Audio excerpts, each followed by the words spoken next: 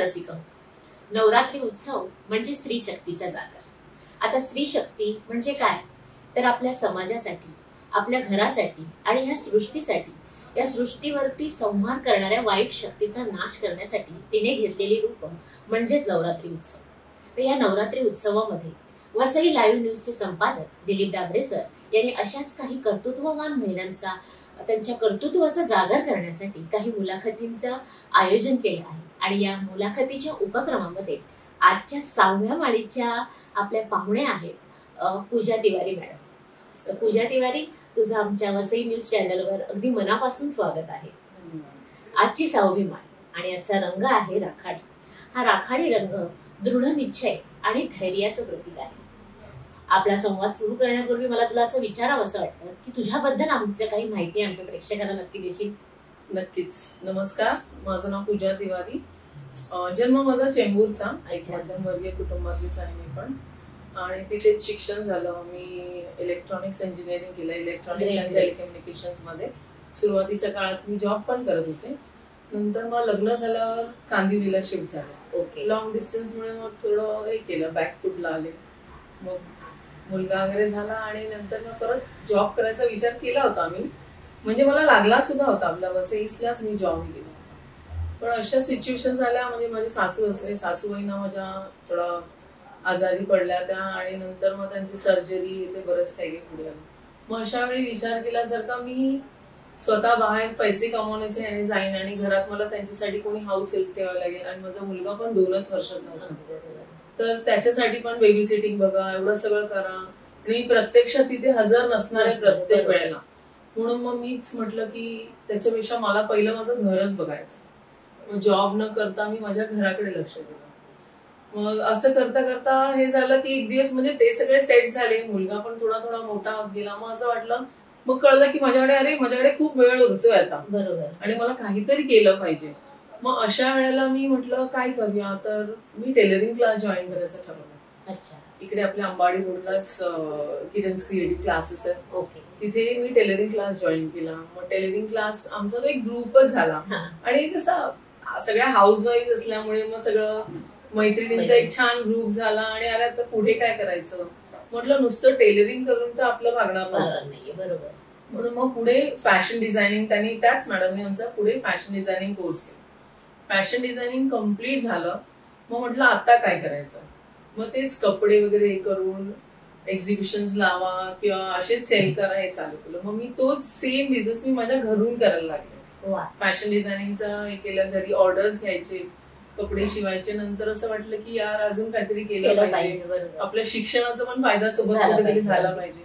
आणि घरी house help असल्यामुळे घरातली अशी खूप श्रम वगैरे करण्यासाठी कामं नव्हती, बरोबर, जेवण वगैरे करायचं। कारण की माझा हा नेहमी असतो की मी स्वतःच्या हातानेच करू, जे काही मी करणार ते स्वतःच्या हातानेच करून घेणार। आणि माझी सासरी जैन जेवण जेवायचे। अच्छा। आणि त्याच्यामुळे ते थोडे त्यांच्यासाठी आम्ही पथ्याचं प्लस त्यांना आमच्यामध्ये घरातल्या स्त्रीचं हातचं लागायचं, बरोबर। तर ते करण्याच्या हिशोबाने मी तो पण एक पॉइंट लक्षात दिला। म्हटलं बाहेर कुठे जाऊन हे करण्यापेक्षा आपण घरातूनच ते करायचंच आहे। तर घर सांभाळून फॅशन डिझायनिंग, घरून बिझनेस, मग ट्युशन्स घेतले, कारण की हिंदी, मराठी, मॅथ्स मुलांना, इंग्लिश मिडियमच्या मुलांना कठीण पडतं। मग ते लोक बिल्डिंग मधले, मग आजूबाजूच्या बिल्डिंग मधले सगळे यायला लागले। नंतर मग काही 3-4 वर्षानंतर त्याचा पण मला कंटाळा आला, म्हटलं आता आपण बाहेर जाऊन काहीतरी केलं पाहिजे। आणि त्यावेळेला आपल्याकडे बहुजन विकास आघाडी आणि महानगरपालिका यांच्या काही योजना त्यांनी आणल्या होत्या, तर त्याच्यामध्ये टेलरिंग क्लासेस वगैरेचे चालू केले।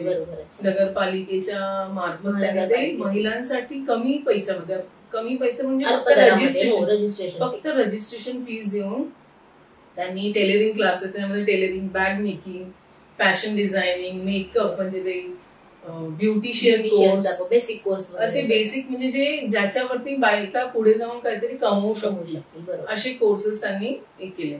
मग समृद्धी बचत गटाने ते त्यांच्याकडून टेलरिंगचे त्यांना टेंडर्स मिळाले। बरोबर, या प्रश्नाकडे तुझ्या मी येणारच आहे की समृद्धी बचत गटामध्ये ज्या 15 वर्ष तू या समृद्धी बचत गटासोबत जोडली गेली आहे, त्याचं कार्याबद्दल आम्हाला काय सांगशील? हा प्रश्न मी तुला विचारणारच होते, आपला ओघामध्ये ते येच ग, त्यामुळे त्या कार्याबद्दल सांग। समृद्धी बचत गटाचं कार्य सांगायच्या आधी मी सांगते की बचत गट स्थापन कसं झालं। असं की आमचं फॅशन डिझायनिंग झाल्याच्या नंतर आम्ही असा विचार केला की आता पुढे काय करायचं, प्रत्येकाला असं स्वतःचं पर्सनल असं काही चालू करणं शक्य नव्हतं की बाई मी माझं बुटीक उघडेन किंवा मी हे करणं, असं शक्य नव्हतं. तर त्याच्यामुळे मग असं ठरवलं आम्ही की आपण एक बचत गट काढूया. त्या बचत गटात म्हणजे आपली एक पैसे सेव्हिंग पण होईल, प्लस आपण काही बिझनेसेस करू शकू. सुरुवातीला आम्ही सगळे सीझनल बिझनेस करायचो, म्हणजे कंट्या पेंट करणं म्हणा, राख्या बनवणं असेल, दिवाळीचे फराळ बनवणं, त्याचे स्टॉल्स लावणं, आम्ही कॉन्ट्रॅक्ट घ्यायचो आणि त्याच्यामुळे दुसऱ्या बायकांना पण ऑर्डर्स मिळू लागल्या. कारण की आपण प्रत्यक्ष प्रत्येक ठिकाणी काम करू शकत नाही, आपल्याला दुसऱ्यांकडून हेल्प घ्यावी लागते. त्याच्यामुळे अजून काही बायकांना मग रोजगार मिळू लागला. असं करत करत मग ते आम्ही बचत गटाची स्थापना केली. त्याच्या अंतर्गत एक कामं करत गेलो. मग नगरपालिकेचे कोर्सेस जसे आले तर त्याच्याने मग गावोगावी जाऊन किंवा वेगवेगळ्या सेंटरला जाऊन, वसई, विरार, नायगाव, नालासोपारा सगळीकडे सेंटरला जाऊन आमच्या महिलांनी क्लासेस घेतले आहेत. अगदी म्हणजे, आणि त्या क्लासेस दुसरं म्हणजे कोणत्याही लेवलची कोणत्याही क्लासची लोक असायची तिथे. असं नाही की सगळ्या एकाच गट.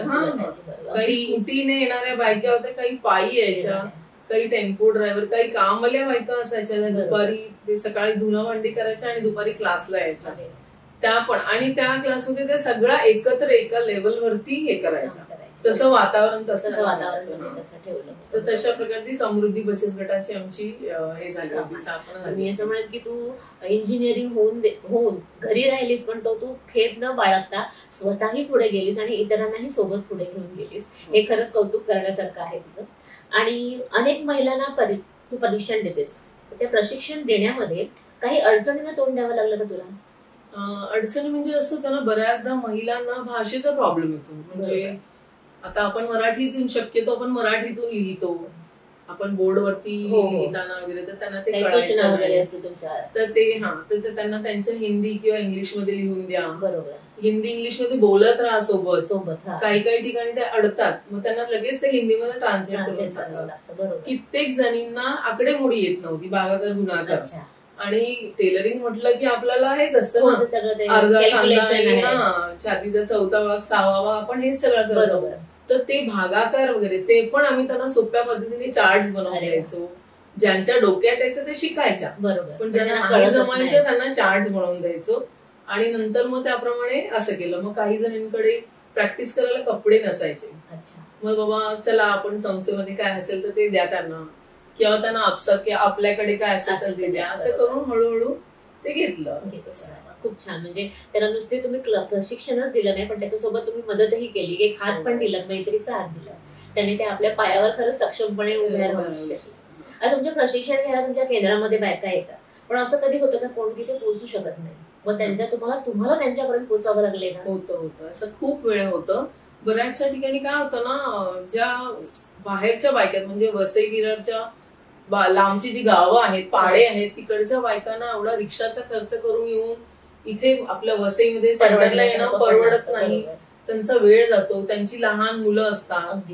तर त्याच्यामुळे आमचा प्रयत्न असा असतो की त्या ज्या एरियामध्ये असेल त्या जवळपास एखादं सेंटर बघणं, एखादं मोठं घर रिकामं हॉल असेल किंवा एखादं केंद्र असेल तर त्याच्यामध्ये आम्ही ती बॅच फॉर्म करतो. मग आमच्याकडच्या टेलरिंगच्या मशीन्स वगैरे तिथे जातात. आमचे स्टुडंट्स जिथे असतील तिथे आम्ही पूर्ण सेटअप आमचा घेऊन जातो आणि आमचे टीचर तिथे जाऊन शिकवतात. तर त्याच्यामुळे मग त्यांना पण त्या योजनेचा लाभ घेता आला. आणि मग त्या पण पुढे त्यांच्या घरासाठी काहीतरी करू लागल्या. म्हणजे खूप छान आहे की तुम्ही त्यांची निकड लक्षात घेऊन तुम्ही त्यांना त्याप्रमाणे सहकार्य करता. अगदी छान. आणि या सगळ्या कामामध्ये आता कुठलंही काम करताना आपल्याला एक असतं की माझं हे कुठलं तरी प्रेरणास्थान आहे, त्यांच्याकडनं आपण प्रेरणा घेत असतो. तर तुमची अशी प्रेरणास्थान कोण आहे त्याच्याबद्दल ऐकायला आम्हाला आवडेल. प्रेरणास्थान म्हटलं तर सगळ्यात पहिले प्रेरणास्थान माझ्या घरातच आहे. म्हणजे होत्या माझ्या सासूबाई, त्या बरळी सारख्या ठिकाणी राहायच्या, सामान्य छोट्या घरांमध्येच, पण त्यावेळेला त्या टेलरिंग शिकवायच्या. पहिल्या तर स्वतः शिवायच्या सगळ्या, पण नंतर त्यांनी बघितलं त्यांच्या आजूबाजूच्या ज्या बायका होत्या तर त्यांनी त्यांना बोलवून त्या दुपारच्या वेळेला त्यांचे क्लास घ्यायचे. आणि त्या बायका जरा गरीब घरातल्या असायच्या, मग अगदी 2-5 रुपये, म्हणजे आज किती वर्षापूर्वीची गोष्ट आहे, 2 रुपये 5 रुपये फी महिन्याची घ्यायच्या. आणि त्या बायकांना ब्लाऊज, पेटिकोट आणि लहान मुलींची फ्रॉक हे सगळं शिकवायच्या, जेणेकरून त्या बायका स्वतःच सगळं शिवू लागल्या आणि त्या स्वतः थोडं इन्कम करू लागल्या. मी त्यांचं जेव्हा ऐकलं ना माझ्या मिस्टरांकडून, तेव्हा मग म्हटलं इतकी मोठी प्रेरणा आपल्या घरामध्येच आहे, तर आपण पण काहीतरी केलं पाहिजे.